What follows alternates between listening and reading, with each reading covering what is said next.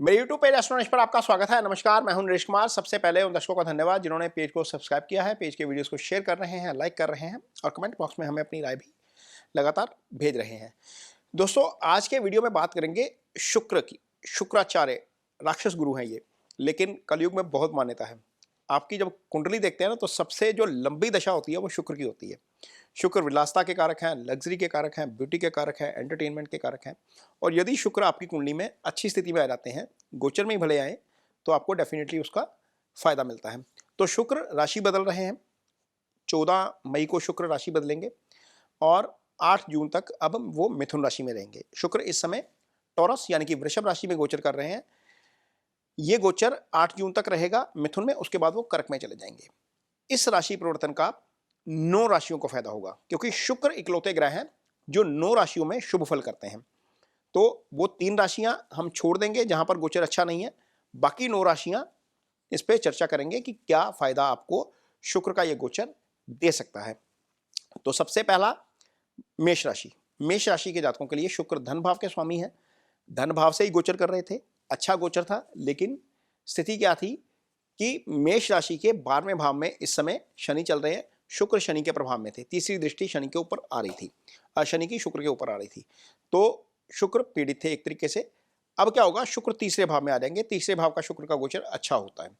तो यहां पर मेष राशि के जातकों के लिए धन भाव से संबंधित और पार्टनर से संबंधित, चूंकि शुक्र की मूल त्रिकोण राशि आपके सप्तम में है, तो पार्टनर से संबंधित फल अच्छे हो जाएंगे।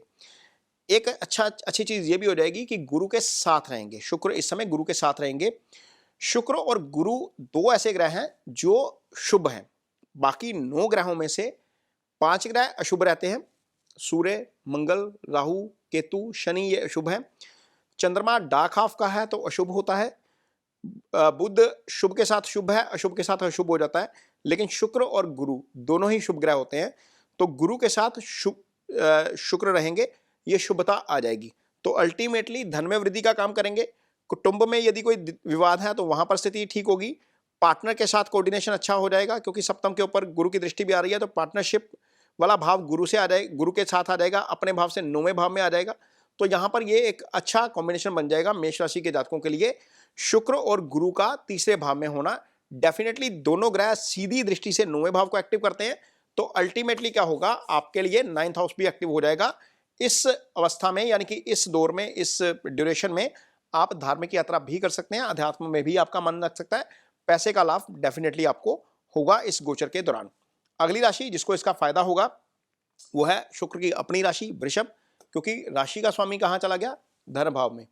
अब धन से संबंधित बातें होंगी, धन से संबंधित चर्चा होगी, और धन को लेकर आप थोड़ा सा ज्यादा सोचना शुरू करेंगे और आपको डेफिनेटली इसका फायदा होगा। अचानक धन लाभ भी हो सकता है, क्योंकि शुक्र की 7वीं दृष्टि अष्टम भाव के ऊपर रहेगी। अष्टम भाव अचानक धन लाभ का भाव होता है, तो वहां पर अचानक आपको कहीं ना कहीं से धन लाभ भी पॉसिबल है, क्योंकि यहां पर शुक्र की अपनी राशि है।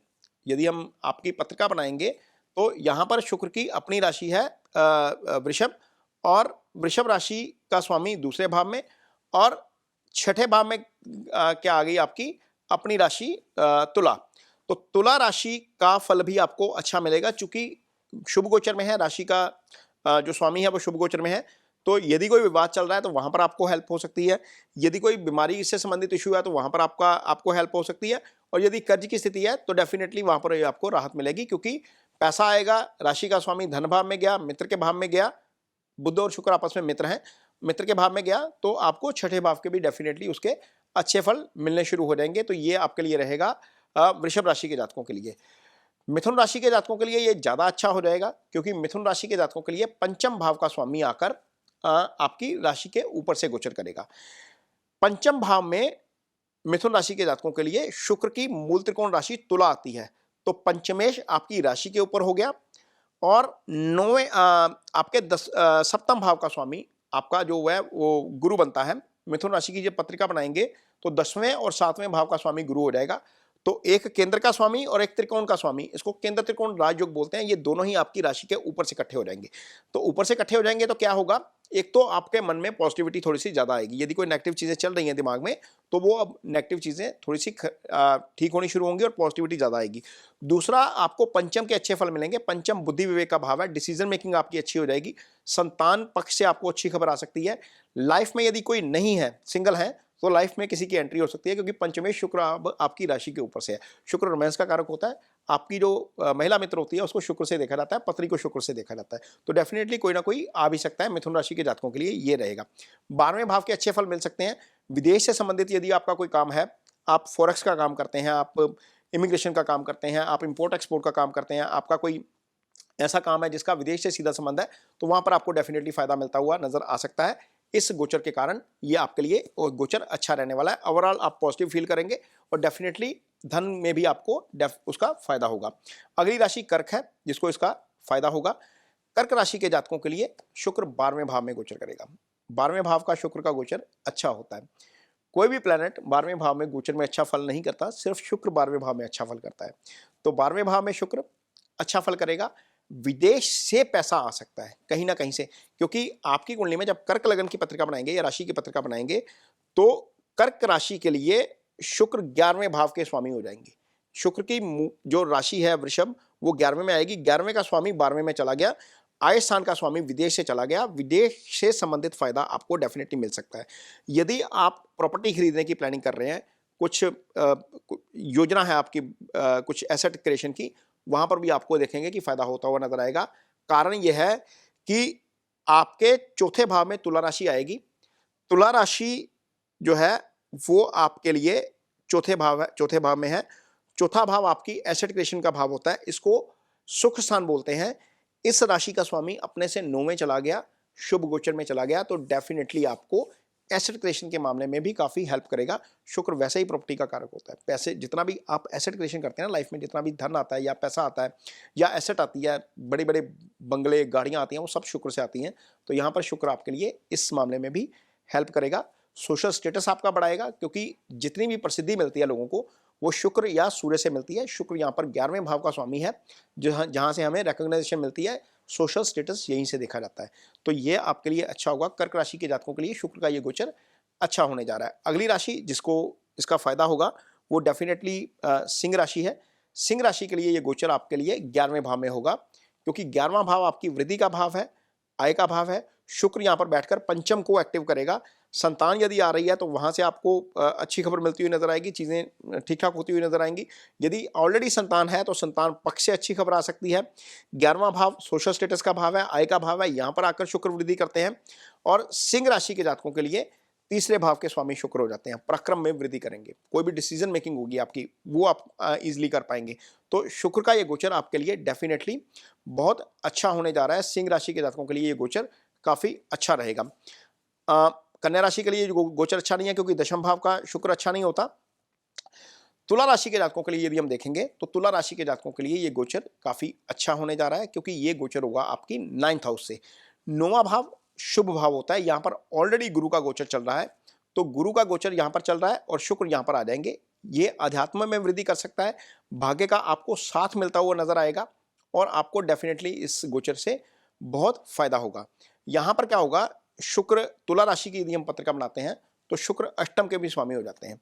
तो अष्टम के स्वामी, अष्टम के अच्छे फल भी आपको मिल सकते हैं। यदि आप रिसर्च से जुड़े हुए हैं तो रिसर्च का आपको डेफिनेटली जो है वो फायदा होगा। मीन्स आपका मन रिसर्च में लगेगा या आपको अचानक धन लाभ कहीं ना कहीं से हो सकता है। ससुराल पक्ष से आपको अच्छी खबर आ सकती है। तो तुला राशि के लिए राशि का स्वामी 9th हाउस में गुरु के साथ शुभ ग्रह में डेफिनेटली अच्छा है। अष्टम के अच्छे फल भी करेगा, एंथुजिज्म रहेगा, आप हेल्दी फील करेंगे, थोड़ा सा पॉजिटिव ज्यादा फील करेंगे। तो ये तुला राशि के जातकों के लिए। अगली राशि जिसको इसका फायदा होगा वो है वृश्चिक राशि। वृश्चिक राशि के जातकों के लिए अष्टम में गोचर करेगा। शुक्र का अष्टम का गोचर भी अच्छा होता है, 12वें का गोचर भी अच्छा होता है। तो वृश्चिक राशि के लिए अष्टम में गोचर करेगा तो सप्तम के फल करेगा सबसे पहले, और 12वें के फल करेगा। तो अष्टम के फल करेगा तो अष्टम अगेन रिसर्च का भाव है, रिसर्च से जुड़ी चीजें ठीक हो सकती हैं। यहां पर बैठेंगे तो गुरु की दृष्टि भी धन भाव के ऊपर आ गई और शुक्र की दृष्टि भी धन भाव के ऊपर आ गई, तो धन से संबंधित फायदा होगा।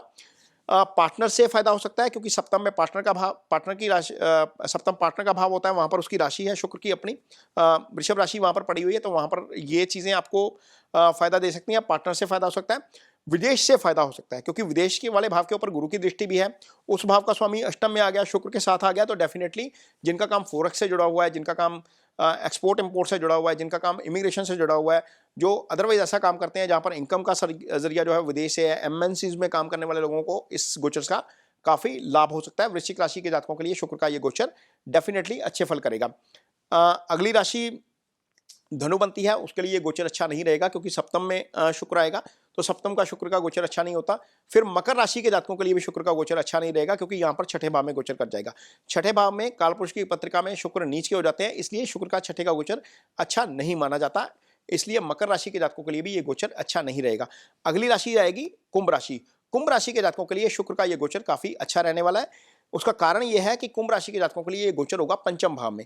कुंभ राशि ऐसी राशि है जिसके लिए शुक्र योगाकारक ग्रह हो जाते हैं। शुक्र की मूल त्रिकोण राशि आती है 9th हाउस में, और शुक्र की दूसरी राशि यानी कि 2 नंबर, या जिसको टोरस बोल देते हैं, वृषभ बोल देते हैं, वो केंद्र के भाव में आ जाती है। योगाकारक ग्रह अच्छे फल करेगा डेफिनेटली, क्योंकि ये गोचर शुभ हो गया। शुभ गोचर में ज्यादा अच्छे फल मिलते हैं यदि ग्रह आपका योगाकारक है। ऑलरेडी वहां पर गुरु का गोचर हो रहा है, ये बुद्धि विवेक का भाव है, ये इजी गेन्स का भाव है, यहां पर आपको इजी गेन्स मिलते हुए नजर आएंगे। उसका कारण यह है कि 5वें भाव में 2 शुभ ग्रह बैठकर सीधे दृष्टि से देखेंगे 11वें भाव को।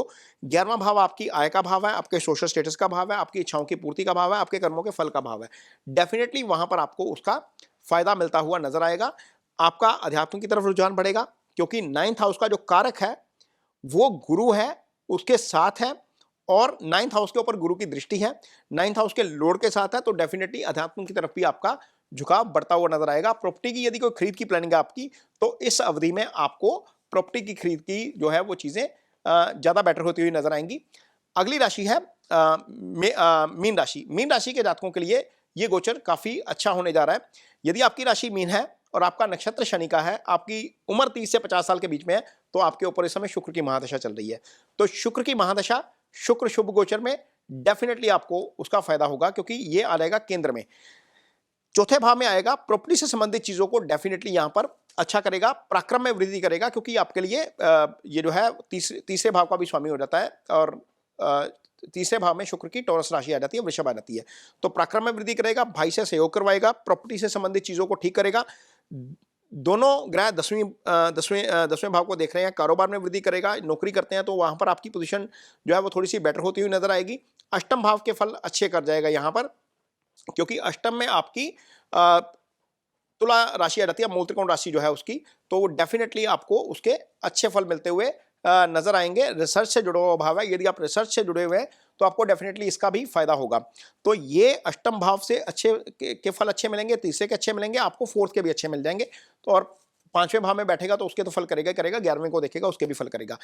ये जो राशियां हैं इनको तो इसका फल होगा ही होगा। मीन राशि के अलावा इस समय कर्क राशि के जो जातक जिनका नक्षत्र पुष्य है, जिनकी उम्र 30 से 50 साल के ऊपर है, उनके ऊपर शुक्र की दशा चल रही है, उनके लिए फल डेफिनेटली ज्यादा अच्छा हो जाएगा, क्योंकि दशानाथ है वो शुभ गोचर में चला जाएगा। वृश्चिक राशि के जो जातक जिनके जो ज्येष्ठा या शनि के नक्षत्र में पैदा हुए हैं, और उनको भी इस समय शुक्र की दशा चल रही है, और यदि उम्र 30 से 50 साल के बीच में है, तो मकर, आपका कर्क, मीन और आपका वृश्चिक राशि, इनके ऊपर ज्यादा बेटर फल करेंगे, क्योंकि यहां पर दशा भी शुक्र की चल रही है। तो ये शुक्र का गोचर है जो आने वाले दिनों में होने जा रहा है 14 मई से लेकर 8 जून के बीच में, उसका कौन सी राशि के ऊपर क्या प्रभाव पड़ेगा, इसको चंद्र राशि से ही देखिए, इसको लगन से मत देखिएगा। पहली बात तो यह है। दूसरा यह है कि यदि आपकी कुंडली में शुक्र की स्थिति खराब है, मान लीजिए शुक्र आपका राहु केतु एक्सिस में है, छठे भाव में पड़ा हुआ है, अष्टम में है, 12 में है, शनि मंगल के प्रभाव में है, अस्त पड़ा हुआ है, क्योंकि शुक्र कई बार अस्त हो जाता है, तो आपको शुक्र की रेमेडीज करनी चाहिए। सबसे अच्छी रेमेडी है गौ की सेवा। गौ की सेवा शुक्रवार के दिन करिए। गौ को आटे का पेड़ा खिला सकते हैं, चारा दे सकते हैं, गुड़ दे सकते हैं, वो डेफिनेटली आपको हेल्प करता है। यदि आप मैरिड हैं तो आपके घर में शुक्र है, आपकी पत्नी शुक्र होती है, तो उसको थोड़ा सा सरप्राइज देते रहिए, कुछ ना कुछ, कभी डिनर ले गए, मूवी ले गए, कुछ गिफ्ट दे दिया, तो वो आपके लिए बहुत अच्छी रेमेडी होती है। इसके अलावा सफ़ेद चीज़ों का दान किया जा सकता है, सफ़ेद फूलों का दान किया जा सकता है। ये शुक्र की अच्छी रेमेडीज़ हैं। खुद की सफाई रखना शुक्र की बहुत अच्छी रेमेडीज़ है। लाइट कपड़े पहनेंगे, आपको डेफिनेटली शुक्र के अच्छे परिणाम मिलने शुरू हो जाएंगे। ये वीडियो आपको कैसा लगा, इस पर कमेंट बॉक्स में अपनी राय जरूर दीजिए। यदि वीडियो अच्छा लगे तो उसे शेयर जरूर करिए, पेज को सब्सक्राइब जरूर करिए। इसके साथ ही मुझे दीजिए इजाजत। नमस्कार।